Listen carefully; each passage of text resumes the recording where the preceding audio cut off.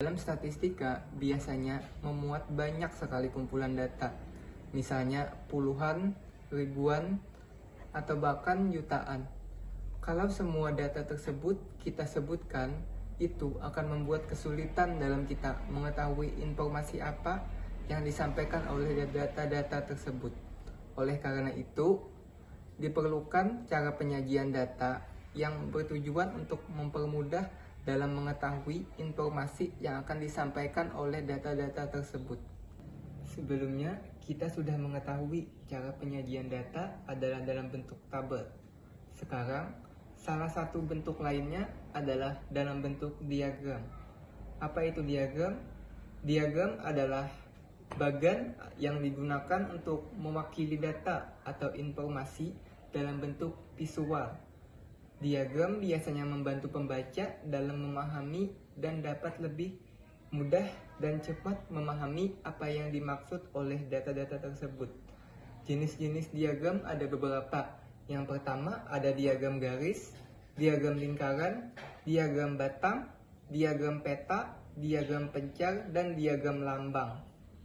Penggunaan diagram adalah salah satu cara yang sangat efektif untuk menampilkan data atau informasi numerik. Salah satu contohnya adalah koran.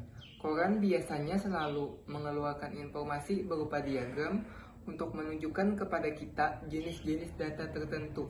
Penggunaan diagram membuat kita lebih mudah memahami sebuah informasi tertulis.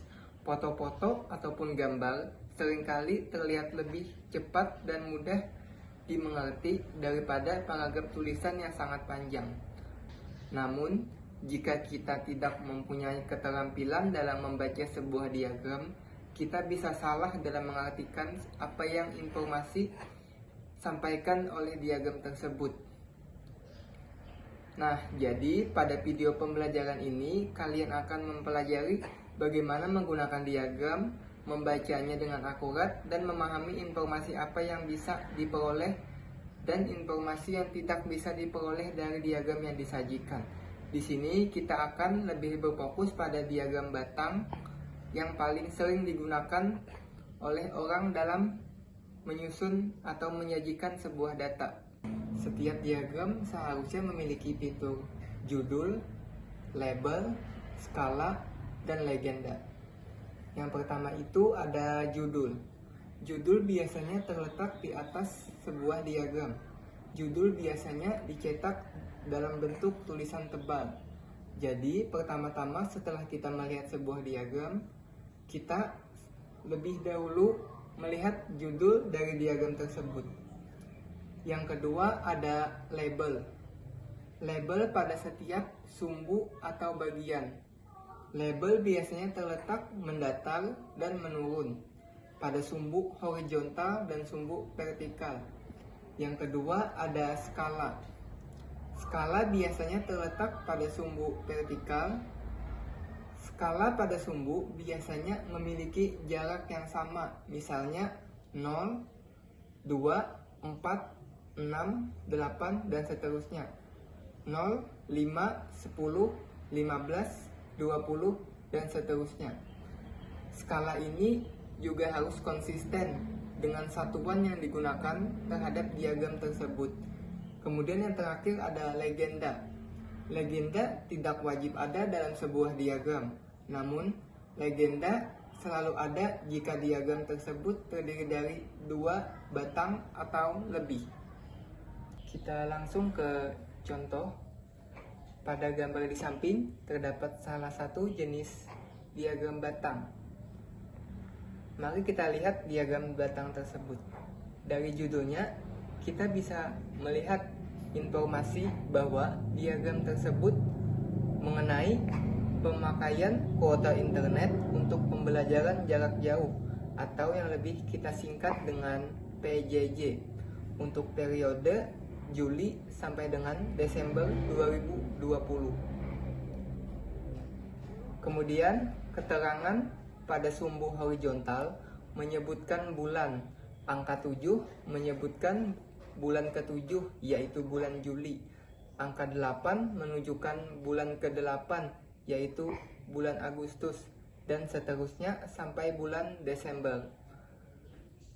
Kemudian pada sumbu vertikal menunjukkan jumlah kuota internet yang terpakai dalam satuan gigabyte. Kalian bisa melihat bahwa jarak antara satu dengan yang lain selalu konsisten. Kemudian mari kita diskusikan pertanyaan-pertanyaan di samping ini mengenai diagram tentang informasi dari grafik penggunaan internet. Pertanyaan yang pertama, pada bulan ke-8, berapakah kuota internet yang terpakai? Kita lihat pada sumbu horizontal. Kemudian pada bulan ke-8 atau bulan Agustus, di situ panjang batangnya mencapai antara 4 dan 6, berada di tengah-tengah. Jadi dapat kita simpulkan bahwa penggunaan internet pada bulan ke-8 atau bulan Agustus adalah sebanyak 5 GB. Pertanyaan yang kedua, pada bulan November, berapakah kuota internet yang digunakan? Kita lihat lagi pada tabel horizontal, bulan November atau bulan 11, panjang batangnya mencapai antara 8 dan 10. Jadi dapat kita simpulkan bahwa penggunaan internet pada bulan November adalah sebanyak 9 GB. Pertanyaan yang ketiga, pada bulan keberapakah yang menggunakan kuota internet sebanyak 7 GB? Di sini kita lihat tabel vertikal. 7 GB terletak di tengah-tengah antara 8 dan 6.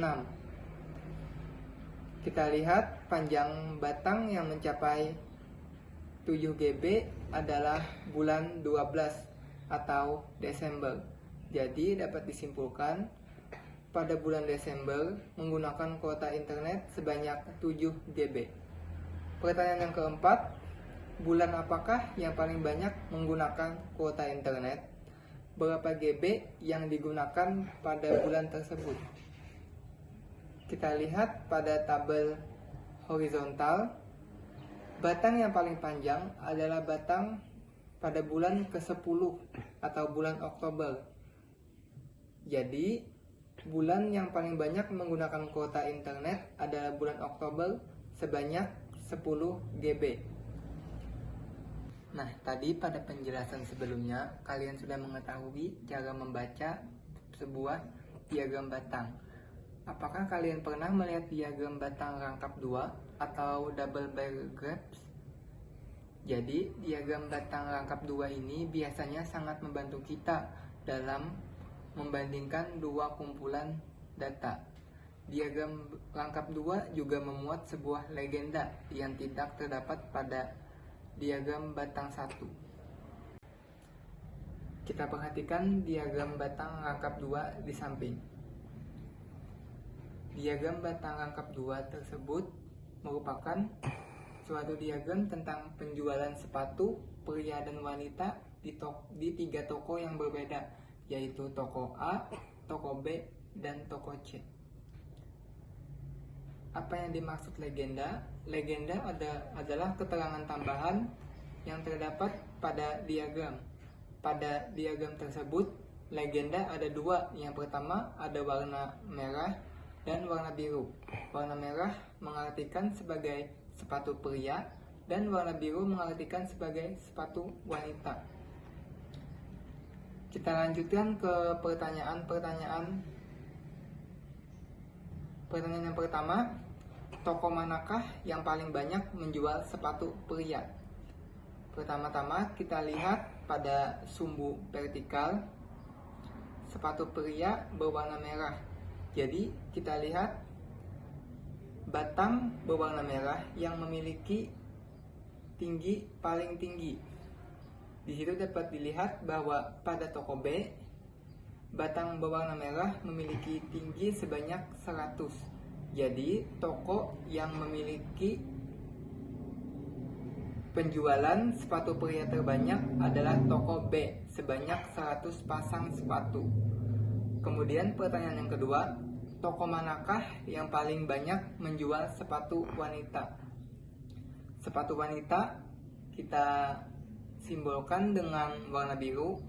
Kemudian kita lihat batang warna biru yang paling panjang. Di situ dapat kita lihat pada toko B, batang warna biru memiliki panjang sebanyak 80 pasang. Jadi dapat kita simpulkan bahwa toko B menjual sepatu wanita paling banyak daripada toko lain. Pertanyaan yang ketiga, lebih banyak berapa pasangkah penjualan sepatu pria di toko A dan toko C? Kita berfokus pada toko A dan toko C. Pada toko A, sepatu pria terjual sebanyak 90 pasang, yaitu terletak di antara 80 dan 100. Sedangkan pada toko C, sepatu pria terjual sebanyak 80 pasang. Jadi, bedanya antara toko A dan toko C adalah 10 pasang. Kemudian pertanyaan yang keempat, lebih banyak berapa pasangkah penjualan sepatu wanita di toko B dari toko C? Kita lihat toko B, penjualan sepatu wanita sebanyak 80 pasang. Kemudian di toko C, penjualan sepatu wanita sebanyak 50 pasang. Jadi 80 dikurang 50 sama dengan 30. Jadi perbedaan penjualan sepatu wanita di toko B dan toko C adalah 30 pasang. Mungkin itu saja video pembelajaran dari saya. Kritik dan saran bisa dimasukkan di dalam kolom komentar. Jangan lupa like, komen, dan share ke teman-teman kalian.